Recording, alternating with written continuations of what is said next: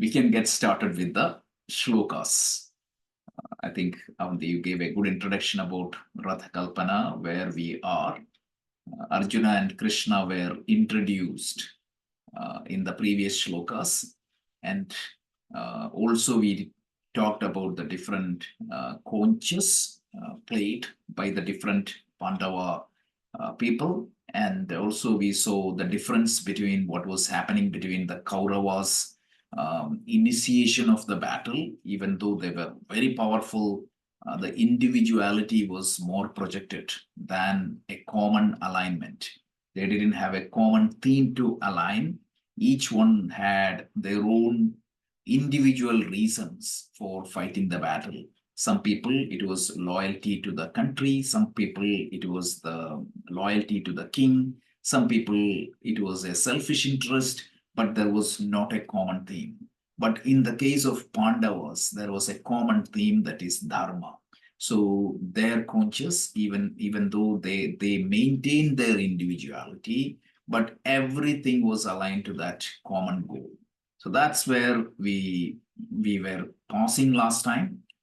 So today we will continue for a few verses. I was thinking of covering 2 sections, but probably we might be able to cover only one. 2 reasons, because we lost 15 minutes. Second reason is, actually I got a request from 2 people at the same time to change a little bit more the way we are approaching. Definitely, that is considered. Wanted a detailed explanation of the Shlokas, Manojji, and also another couple of requests in parallel. So definitely we will incorporate, and next week, definitely that will be incorporated into the slides also. So with that, we can continue. We have to just go back to 2 topics which we couldn't cover last time.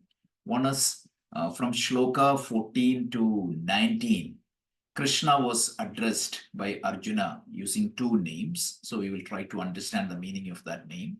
And also we said we will try to little bit deep dive into the name used to address Bhima. So we'll start with the name used to address Bhima. The Bhima was addressed Bhima Karma Vrikodara. That is the way Sanjaya used. Vrikodara. Vrikodara is a name used to address Bhima, and also he is addressed by Bhima Karma. He was able to perform mighty activities. Bhima is also another very interesting character in Mahabharata, with a lot of strength, a lot of power, and more clarity sometimes than Arjuna. So that is what the Bhima is. And he is capable of doing great actions, great endeavors. Whenever Pandavas had trouble, Bhima was always the support. And I just wanted to touch upon the other word. It is not spiritually very important, but at least how the Bhima is portrayed, right? A lot of times in Amar Chitragatha or images, Bhima was painted like a person with a heavy body, with a belly port and everything. So this particular usage of Bhima, Vrikodara, Bhima, everybody know, meaning he eats a lot, he has a very, very big body, everything.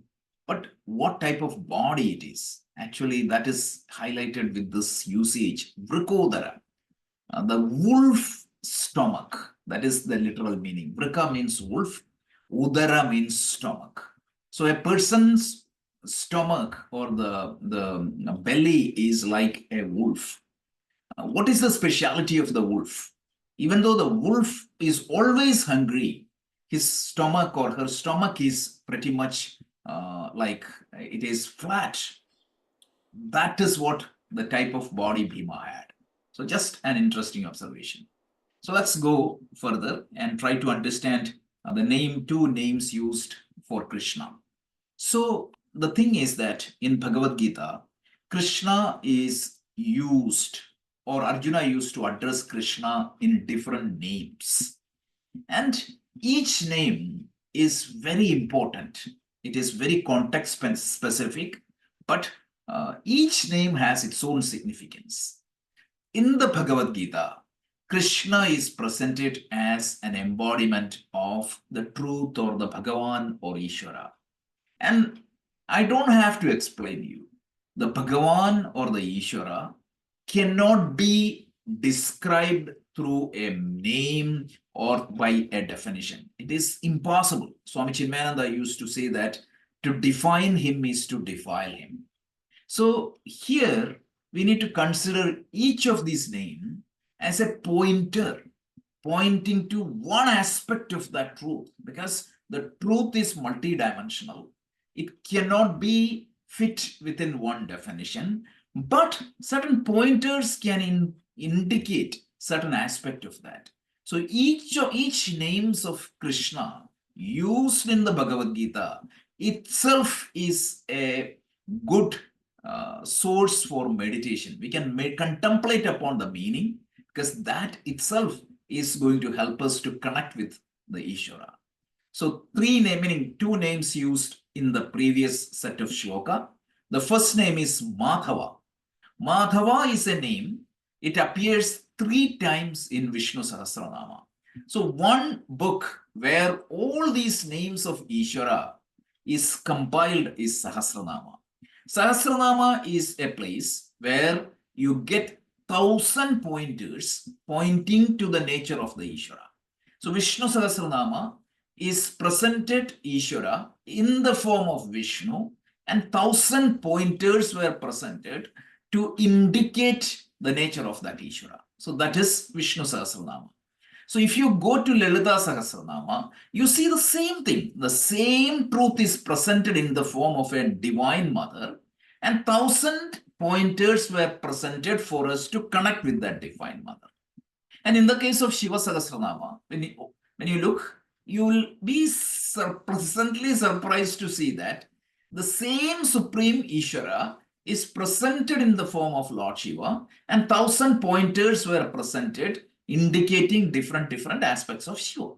And another interesting point is that most of the times you see what is presented in the Vishnu Sahasranama is pretty much presented in Shiva Sahasranama and Lalita Sahasranama. Sometimes the gender they will change a little bit. So it also indicates that the underlying truth is one, but the sages call it by different names. That's what the Rigveda tells. Ekam Sat Vipra Bhuda Vatanti. The truth is only one. The wise used to call them in different names. That's it. So here in the Vishnu Sahasranama, the name Madhava appears in 3 places as 72nd name, 167 name, and 735th name. 735th name. So 3 places the word Madhava is used, and 2 different meanings are highlighted in the Vishnu Sahasranama. So one is the Ma means knowledge or wealth, or symbolically represented by Mother Lakshmi. So that is Ma. Dhava means Lord, the husband, or the Lord of Lakshmi. So the one who is Lord, or the one who is the beloved of all knowledge, all wealth in the universe, that is Madhava. This is very symbolic. This exactly represents Ishvara. The second one is the one who revealed through silence, Mauna. So Mauna means meditation. So the one whose nature gets revealed through Mauna is Madhava. So these are the 2 names of Madhava used to. So this is one name, meaning used to address Krishna by Arjuna. So here the word the Madhava Arjuna uses. Everything I'm completely confused. So please help me to get out of this confusion. So that is why you will be surprised to see that every name used by Vyasa to address Krishna in the Bhagavad Gita is very context sensitive. So that's one thing. So the first name is Madhava. The second name used is Rishikesha. Rishikesha is very interesting word used to address Krishna. So Rishikesha is again the name of Bhagavan. It appears as the 47th name in the Vishnu Sahasranama. Aprameyo Rishikesho Padmanabho Amaraprabhu. That is how it is listed in the Vishnu Sahasranama. So what does that mean? There are in fact 3 meanings. I put only 2, but definitely we can consider 3 meanings. The first meaning is Rishikanam Ishaha, Rishikesha, the one who is the Lord of all the sense organs. So all the sense organs get function or functions only under whose presence. See, I have eyes, I have ears, I have tongue, everything. But if I don't have consciousness, nothing will function. So it is that consciousness in whose presence the sense organs can function very well. A simple example, you can like a computer. The computer may have camera, it may have keyboard, it may have like speakers. All this will function only when the power is there. So like that, when that consciousness is there in me, my sense organs will function. So I can say that that which drives the sense organs, that which helps the sense organs to function is the X factor in me, and that X factor is known as Rishikesha, or he who controls the sense organs. That's also another meaning. And there is a third meaning, which is very interesting meaning, Kesha. Kesha means hair. Rishikesha means it can also be interpreted like one with locked hair. So the Krishna in the Puranas are presented as like one with a lot of locked hair. So one meaning is a Vedantic meaning, and the other meaning is like it's a Puranic meaning. So if you take both, it has its own interpretation. So here also, why Arjuna addressed Krishna as Rishikesha? Because he has complete control over his sense organs. And Arjuna in this particular context is presented as he lost his complete control over the sense organs and mind. So the one who has full of knowledge, the one who has complete control of the sense organs is asked to guide Arjuna in this crisis. So both these names has its own significance and symbolisms. So sorry to take a little bit extra time. So, but just wanted to add these 2 points. So let's continue. Let's continue to the next set of shlokas. Let's listen first.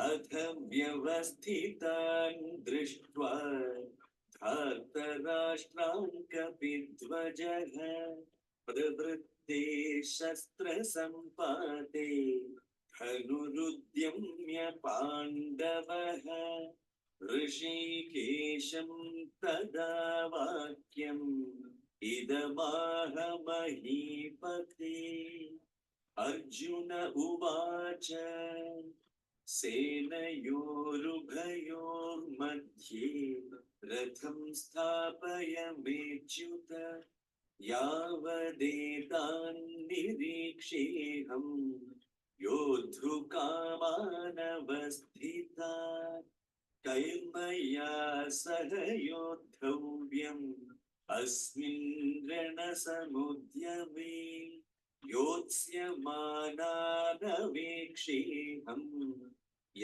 एतेऽत्र समागताः धार्तराष्ट्रस्य दुर्बुद्धेः युद्धे प्रियचिकीर्षवः.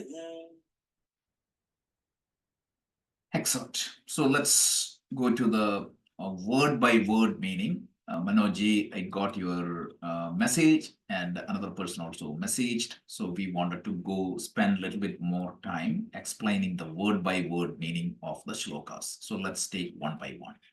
So the first shloka, it tells, Atha vyavastitan drishtva thartarashtran kapithvajaha pravrutte shastra sambade thanu udyamya pandavaha. Then what? Rishikesham tada vakyam idam aha mahipate. This is the breakup of the words. So let's try to understand the meaning, right? So the first sentence, like the main sentence is Sanjaya is explaining. Sanjaya is explaining to Dhritarashtra, right? So he said, Mahipate. Mahipate means, O King Dhritarashtra. And what is he explaining? Tada. Tada means then. So far, we were presented that the Kauravas blew their conch and their drums and everything. At that point of time, Arjuna and Krishna was introduced in a beautiful chariot. And then the Pandava forces started blowing their conches. So at that point of time, what happened? Pandava. So tada Pandava. Pandava means here referred by Arjuna. Aha. Aha here means told. Idam Vakyam. Idam Vakyam means this sentence to Rishikesham, to Krishna. So the meaning is, O king, then after seeing all these setups, Arjuna told the following sentences to Krishna. That is the main sentences. A little bit more addition. So a few more. So it says, Atha Kapitwajaha. How Arjuna is addressed. Atha Kapitwajaha.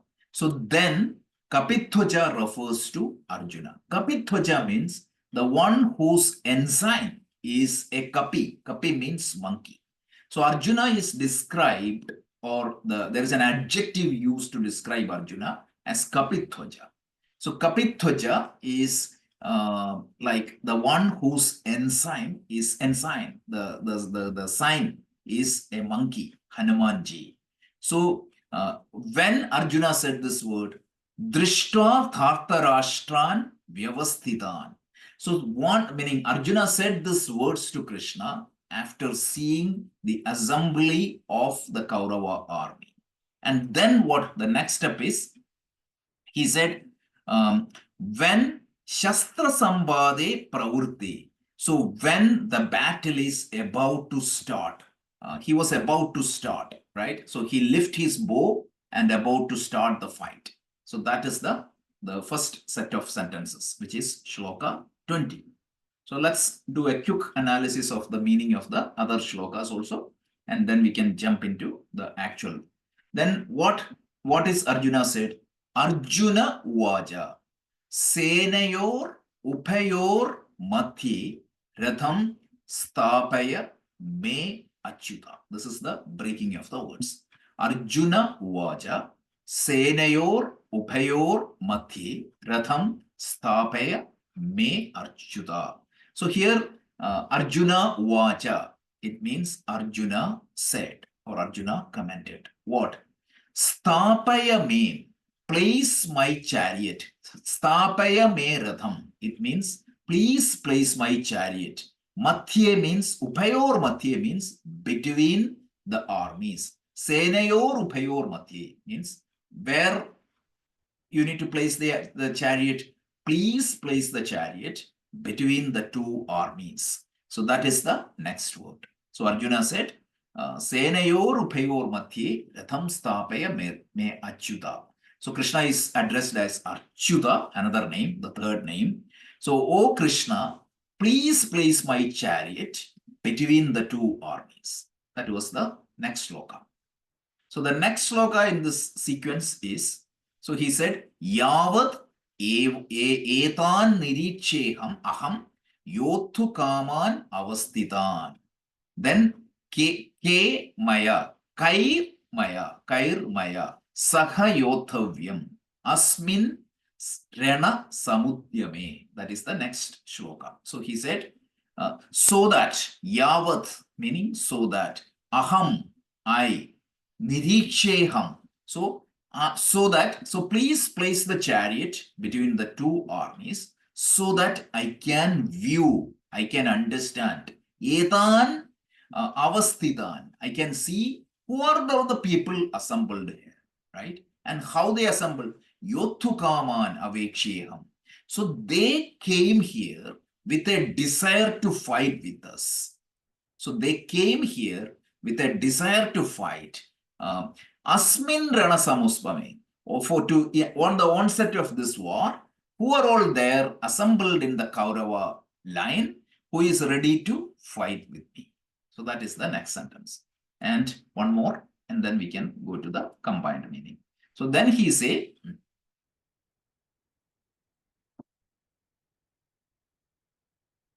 Yostu kaman aveche aham ye ete atra samagadaha thartarashtrasya durbukti dushte priya chikirshaha. So that is the next. So I wish to see those who have gathered here with an intention of fighting. That is what we saw. Then what? For pleasing Priya Chikirshaha. And then why did they assemble there? Dhartarashtrasya Durbuddhe. So the one who came there, actually Duryodhanas, and the one who came there to support or please the sons of Dhritarashtra, whose thinking is distorted. So essentially the summary is Arjuna is just telling Krishna, after observing the formation of the army of the sons of Dhritarashtra, who is about to ready to fight, Arjuna, the son of Pandu, whose chariot has the emblem of mighty Hanuman, took up his bow, he was ready to fight, and spoke the following words to Lord Krishna. And he said what?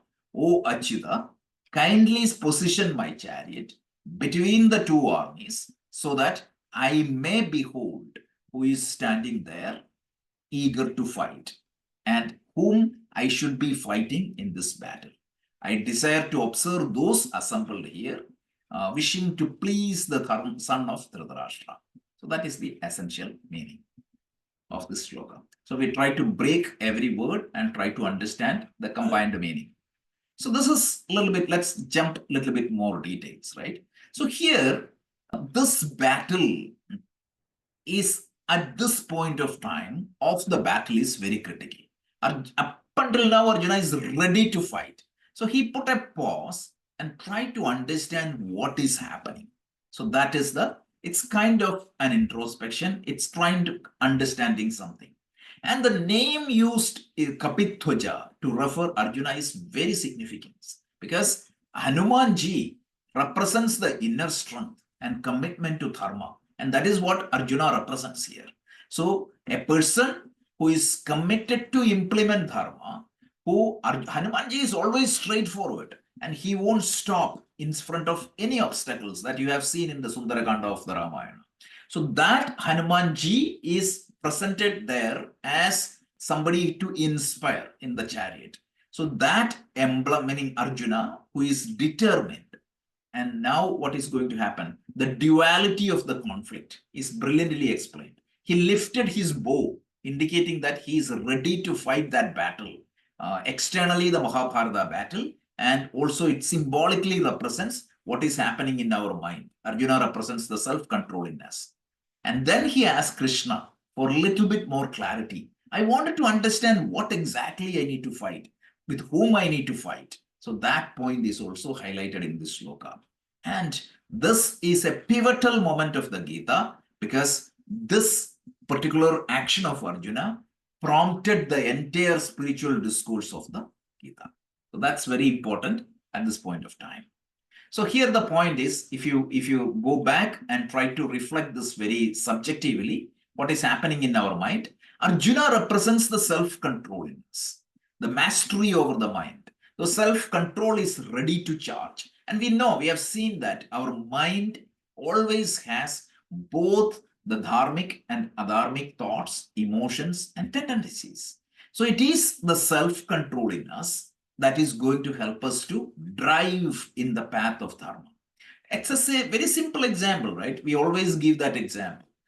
Eating or getting up and doing the workout. I wanted to eat healthy, but what happens? My mind always tried to push me and pull me towards the unhealthy eating. So how can I live the life of dharma? So eating healthy is life of dharma. So how can I follow that life of dharma? It is only through my self-control. Self-control is going to determine what is good for me and not what is pleasant for me. So self-control is that faculty in me which helps me to navigate through the path of good rather than the path of pleasant. So it has to master, it has to control of my impulses, emotions, actions, and desires. So here the self-control is ready to charge, ready to get over all the negative or adharmic thoughts and influences, and it acts the inner wisdom represented by Krishna to just show me what are all the negative tendencies, what are all the adharmic thoughts, what are all the destructive emotions. I need to get over it. That is the moment that is presented subjectively. As we always explain, please look at Gita and the Mahabharata battle as a subjective battle. If you understand the Mahabharata battle as a subjective battle, the Gita will come to us, because this battle is happening inside my mind, and Arjuna is inside my mind, and that Arjuna is trying to just think about this. I'm just going to a restaurant. I have two, like one side, it's very much like interesting food for me, other side eating healthy. I really want to eat healthy to keep dharma. And sometimes what happens, my own emotions, my own likes and dislikes, it will find some excuse, it will drag me there. So that means Arjuna is surrendered there. So this is very important to understand that inner Arjuna. So that is explained. And then let's go a little bit down. So the self-control is ready to charge. So to fight that battle within, right, it is important for the self-control to know what are all the adharmic emotions, destructive emotions, the thoughts, the impulse, so that I need to control. So when the self-control is ready to battle, all the negative forces within, when the self-control is ready to fight the battle under the guidance of Krishna, everything else will be conquered. This is the final shloka of the Bhagavad Gita. Yatra Yogeshwaras Krishno, Tatra Davarto Dhanurthara. Tatra Shri Vijaya and Shri. Vijaya and Shri is guaranteed. That person will always stay in the path of good. So that is what the importance of this shloka. The self-control is ready to charge, and it wanted to see what are all the emotions, thoughts staying with me.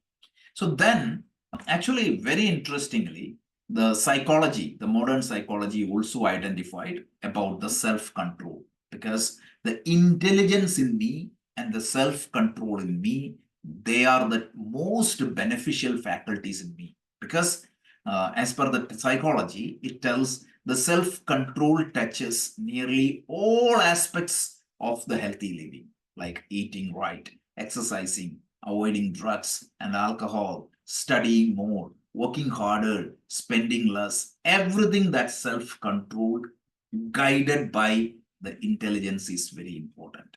And that is what is Arjuna and Krishna. And sometimes what happens, the self-control compromises. So it is important for the self-control to understand what exactly is the tendencies it needs to fight. And it is important for each one of us to understand the self-control in me and put that self-control under the guidance of the spiritual wisdom. So this is what the psychology talks. This idea of self-control is not just limited to Hinduism.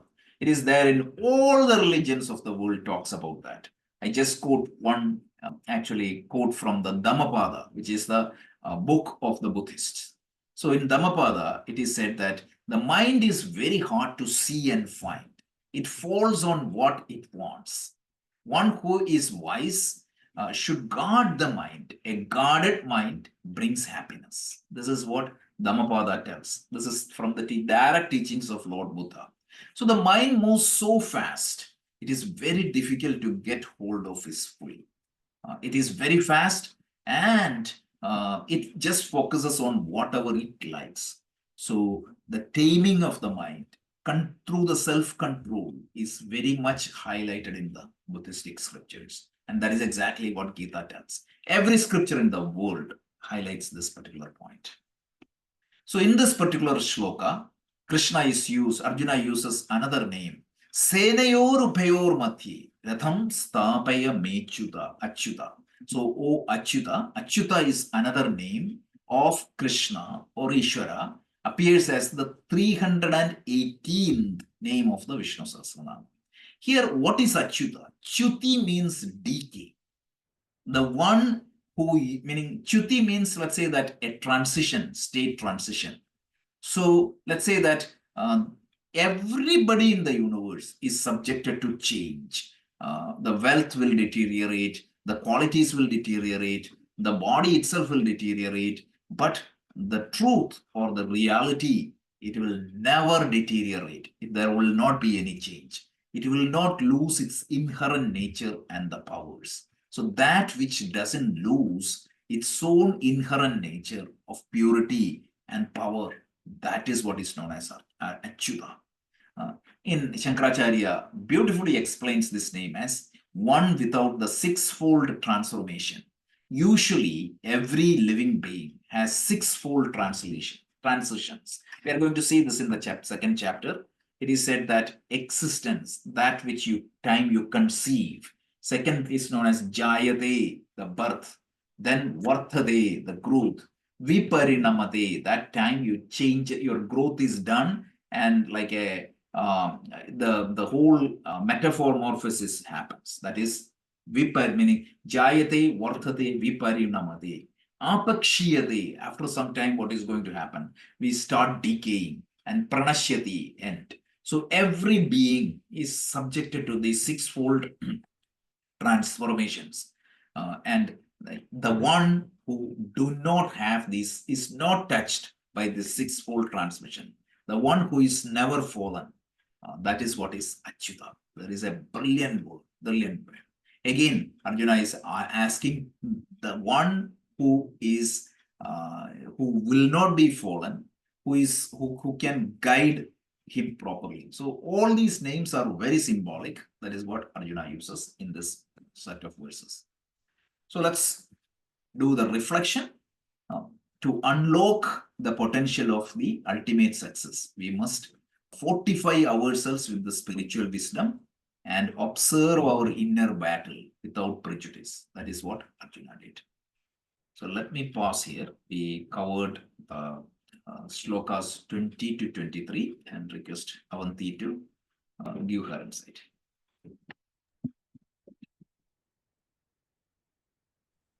Yeah, so I already spoke a little bit about Arjuna's stance before the next verses unravel.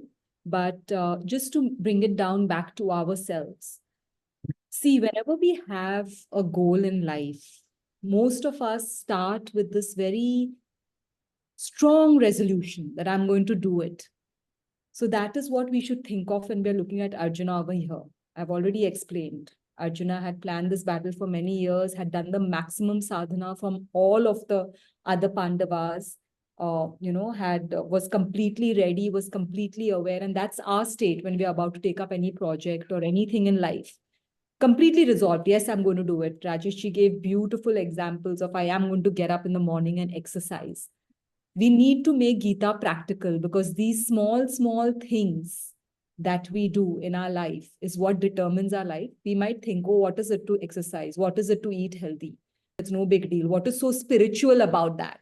But we don't understand these small routines. There was this beautiful quote that said, the success or failure of your life can be found in your daily routines. How profound is that statement? So all of our daily most simple routines we can learn from the scriptures. So exactly like Arjuna is resolved, we too are resolved and we are going to take up what we want to take up. But you will see how Arjuna falls down. In small instances, our mind keeps falling down. Now this word Achyuta that is used for Krishna over here, the third definition that Rajesh gave, never fallen down. He never falls down. We have to understand this, that it is not only God in his absolute sense that doesn't fall down. We ourselves have that quality within us, and that quality is resilience. So it is not in our own human life, it is not about never falling down. We will fall down. If we are in the mortal encasement, we are going to fall down. Our mind is going to get carried away in this and that and everything. But for us, we all can be Achyuta if we can just stand back up again. And one very patent question that is asked in all of the spiritual classes is, how do I know I'm progressing? How do I know this Gita is helping me? You can gauge how much you are gaining in your spirituality by seeing how quick you're able to rebound from each fall. How quickly you're going to be able to stand up after falling each time. They say fall 7 times, stand up 8. So we will all make mistakes, no doubt. But the transition time to come back from that mistake, stand up again and go again, that is something that all of us have within us. And just to reiterate this point, I will read one very small and sweet poem which I think it's always inspired me, and I'm sure it will inspire you. It says, the poem is called Don't Quit. I think most of you all must have heard it. This is the achyuta that you can make into your life. So don't quit. When things go wrong, as they sometimes will, when the road you're trudging seems all uphill, when funds are low but the debts are high and you want to smile but you have to sigh, when care is pressing you down a bit, rest if you must, but don't you quit. Achyuta. Life is strange with its twists and turns, as every one of us sometimes learns, and many a failure turns about when we might have won if we stuck it out. Don't give up. Though the pace seems slow, you may succeed with another blow. Success is failure turned inside out, the silver tint of clouds of doubt. You can never tell how close you are. It may be near when it seems so far. So stick to the fight when you are hardest hit. It's when things seem worst that you must not quit. Achyuta. So this is one thing of never falling down. We all have to develop that. We already have resilience.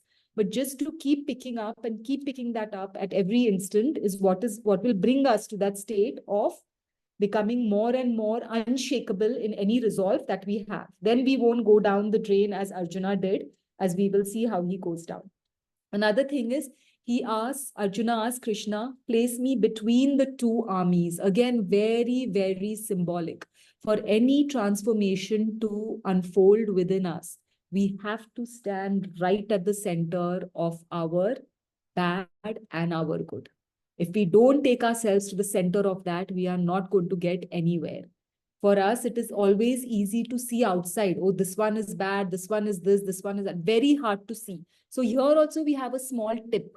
All the bad that you recognize in the other, immediately see whether it exists in you. Because they say the world is nothing but a mirror of yourself. We point fingers, we recognize only that which is already in us.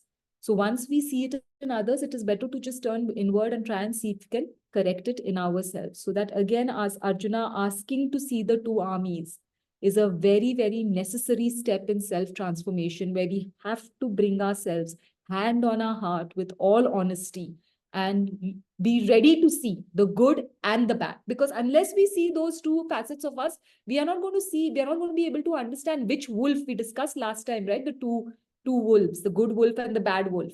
So unless we are able to see both very clearly within us, how do we know which to starve and which to feed? So that bringing yourself within the two armies is very, very important. Then he just quoted that beautiful Dhammapada verse, about the mind. Even another Hindu scripture, the Guru Granth Sahib, very famous statement from that, Manjeet Jagjeet.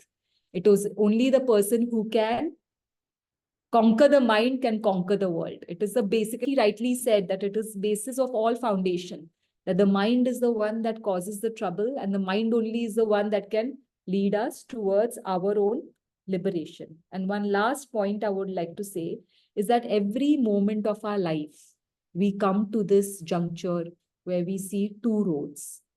One is the road which he mentioned, that which we like, which is called prayas. And the other road is called Shreyas, which is good for us. We've discussed this in another class, but it begs a reiteration over here, because every time we come to that point, if our mind is not properly resolved and properly harnessed by the intellect, by default, we will run behind prayers. We will run behind what it is that we like. And in the 18th chapter, Shri Krishna says, that which seems like nectar in the beginning always turns out to be poison in the end.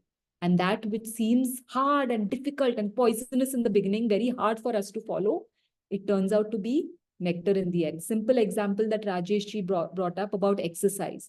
Right now, when everything of us is mobile and can move, what is prayers for us? What is it that we like? Oh, I want to snooze a little bit more. Oh, I'm so lazy. I'd rather scroll on the phone. Any age. This is the fact and reality of all of us, rather than go and exercise. So we like to do that. What is exercise? It's hard. I have to move my body. I have to go out. Oh, it's so hot. Oh, it's so cold. I have to exert my pressure. But that poison that we feel of exercise in the beginning turns out to be a very relatively healthy old age, where we are not dependent on a wheelchair or bedridden on others. Same with junk food. It's very nice that, oh, I'm watching a movie, let me pop some chips.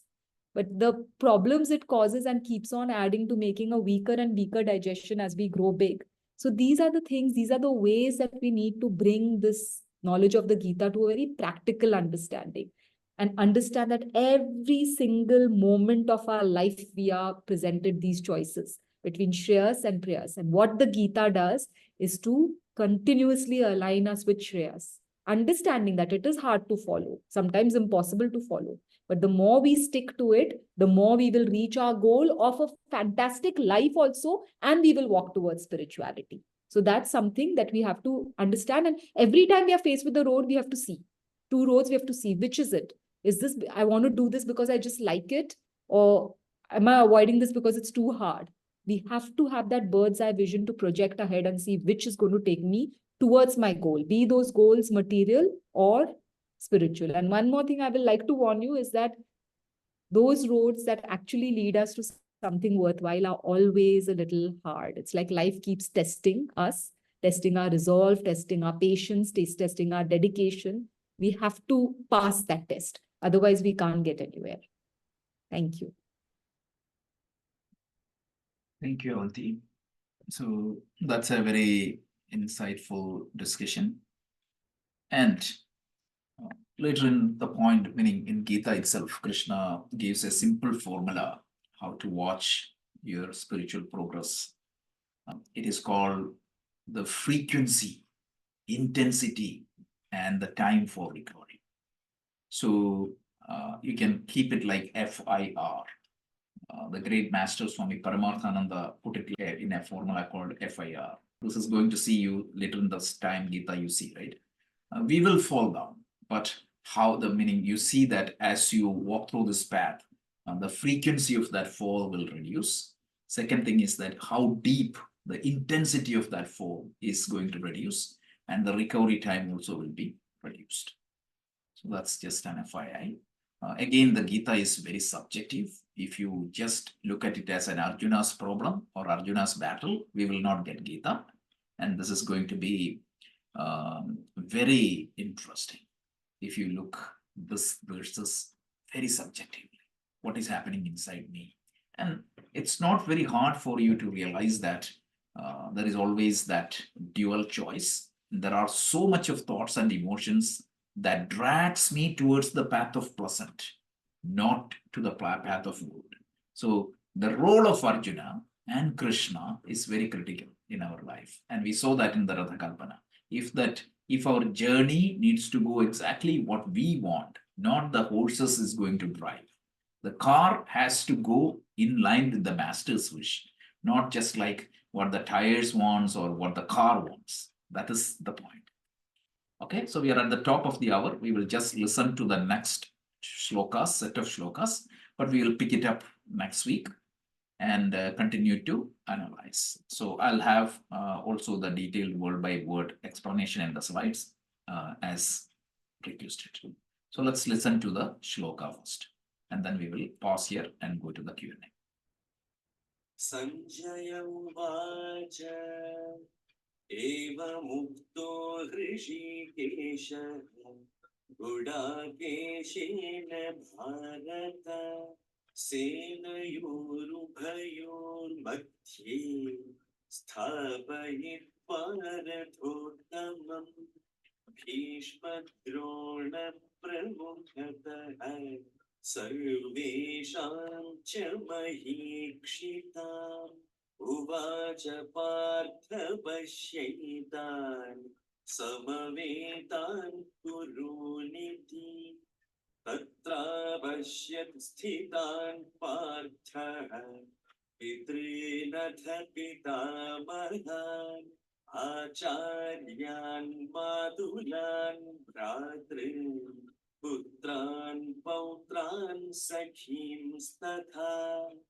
श्वशुरान् सुहृदश्चैव सेनयोरुभयोरपि तान् समीक्ष्य स कौन्तेयः सर्वान् बन्धूनवस्थितान्. let's just see the literal meaning. I will definitely pick up the detailed word by word meaning next week when we see. So, based on the request of Arjuna, Sanjay is commenting to Dhritarashtra, O King Dhritarashtra, upon Arjuna's request, Krishna stationed this chariot of Arjuna between the two armies, right? So they stood between the Pandava and the Kaurava armies. And in that position, Arjuna saw Bhishma, Drona, and all other notable rulers who assembled there to fight. And after keeping the chariot there, Krishna said, "Oh Arjuna, you just see all the assembled Kuru dynasty." And this is only the one word Krishna spoke in the whole first chapter. That's it. And then Arjuna saw in front of him who are all standing there in both armies, like the grandfathers, the father-in-laws, the uncles, the brothers, the sons, grandsons, the cousins, the teachers, friends, all assembled there, eager to fight each other. Everybody, it's a civil war, not like an external, you're not fighting a Ghazni or a Gauri or some external invaders. You're fighting your own people. So when he saw all these people, Arjuna was overwhelmed with emotions. And that's where this shloka stops. So, yeah, we are at the top of the hour. We will continue, we will pick up the thread from next week. But you can even listen to this chanting. Just listen to this chanting. That itself is a meditation. This will come in Spotify next week. And anybody wants the MP3, definitely ping me offline. We will do that. So now let's listen to the closing prayer, and then we can have a few questions. Whatever questions you have, we can have a quick discussion. So let's listen to the closing prayers. Let me share the screen. And closing prayers.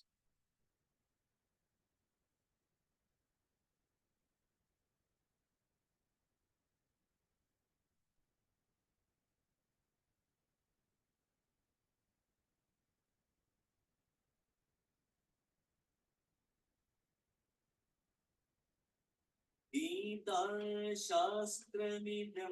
पुण्यं यः पठेत् प्रयतः पुमान् विष्णोः पदमवाप्नोति भयशोकादिवर्जितः एकं शास्त्रं देवकी पुत्रगीतम् एको देवो देवकी पुत्र एव एको मन्त्रस्तस्य नामानि यानि कर्माप्येकं तस्य देवस्य सेवा ॐ श्रीकृष्णाय परमात्मने नमः ॐ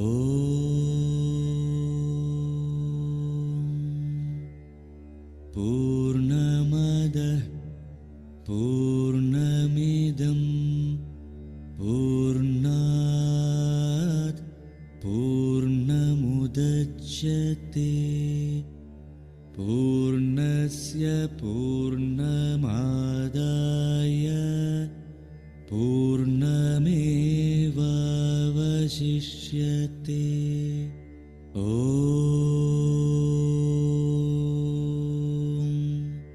शान्ति शान्ति शान्तिः